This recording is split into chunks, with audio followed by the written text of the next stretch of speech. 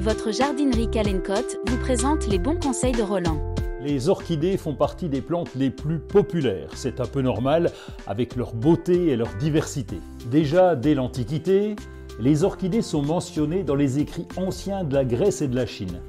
Les Grecs associaient les orchidées à la virilité et à la fertilité, tandis que les Chinois les utilisaient à des fins médicinales. Au XIXe siècle, les orchidées sont devenues très populaires en Europe. Les explorateurs et les botanistes ont rapporté de nombreuses espèces exotiques d'Amérique du Sud, d'Asie et d'autres régions tropicales.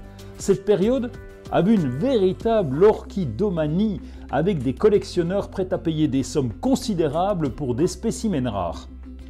Et aujourd'hui, les orchidées sont cultivées à grande échelle et les avancées en horticulture ont permis de développer des hybrides résistants et faciles à entretenir, ce qui a contribué aussi à leur popularité croissante. Le plus connu, c'est le Phalaenopsis, qu'on appelle aussi l'orchidée papillon.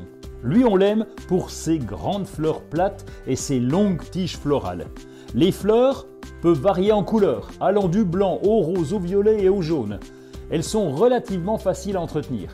Elles nécessitent une lumière indirecte et un arrosage modéré. Il y a aussi le dendrobium, dont les grappes de fleurs colorées poussent le long des tiges robustes. Les fleurs peuvent être de différentes couleurs, y compris le blanc, le rose, le violet, le jaune. Elles préfèrent une lumière vive et indirecte et un arrosage régulier. Mais elles peuvent tolérer des périodes de sécheresse. Le cymbidium, lui, est très original avec ses fleurs un peu cireuses et la floraison dure très longtemps. Les fleurs peuvent être de différentes couleurs. Le végétal préfère des températures fraîches et une lumière vive. Moins connu, c'est l'oncidium, qui n'en est pas moins très classe, avec une floraison abondante, parfumée, et il a une bonne facilité de culture.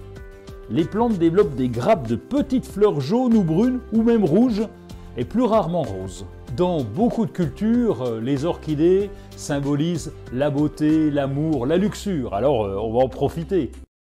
Les bons conseils de Roland vous ont été proposés par la jardinerie Calencotte, adhérente du premier réseau français de jardineries indépendantes.